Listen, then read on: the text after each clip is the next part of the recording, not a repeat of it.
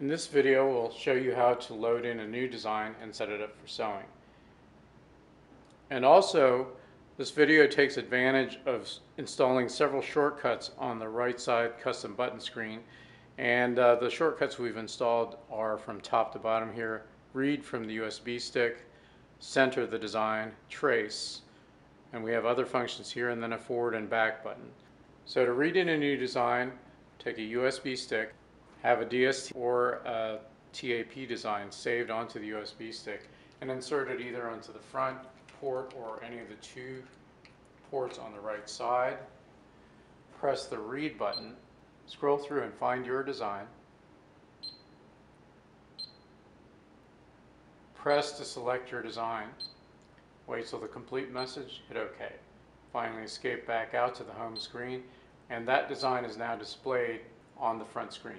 The next step is to select the colors for that design. We can see that by pressing the button next to these color cones. When you load in a design that you've had done by a digitizer, it will often provide you with a list of colors to follow. So in the screen, you're going to enter those colors. The first color happens to be coincidentally red. We're going to assign it needle 1 where that color is. And so if you go back, you can see that now that's red. The next color is going to be the letter on the inside of this red, which happens to be white. So we'll go ahead and select the white color. And when you go back, you can see that is now white. Finally, also for the third color, we know this is blue, so we'll pick the needle number that has blue assigned to it, in this case 11. And then finally, the text at the bottom, needle 2. And if you need to see how that looks so far, you can press the magnifying glass here that shows this in full color. Once we're done assigning colors to the design, press the home screen, returning us once more to the home screen. Also, you can see that the design is pretty small compared to the hoop. So we'll want to select a better size hoop. So in this case, we will select this 15 centimeter round instead of the 32 centimeter square. So we then finally go to the button next to the hoop, and this shows us the position. And also up here in this part of the screen, you can hit change to also change the hoop. Select from the different categories of hoops that are available. In this case, we want a round hoop, so we'll go to the round section. And since this is the 15 centimeter round, which is indicated and printed on the tab of this hoop, then we'll select that.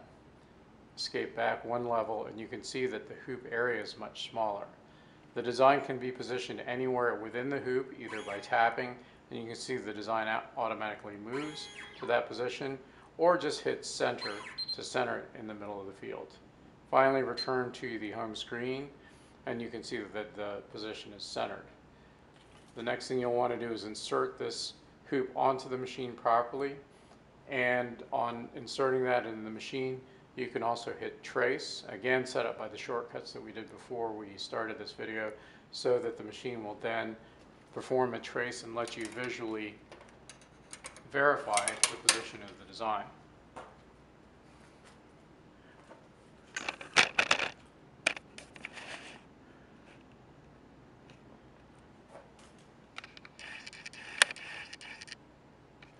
On hitting trace, you'll get a control panel where you can hit play and watch as the presser foot point or the laser points to the edges of the design to help you confirm that it will fall within the sewable area of the hoop. And if you followed the other videos on how to properly set up the threading and tension for the machine, at this point you should be ready to go by pressing start.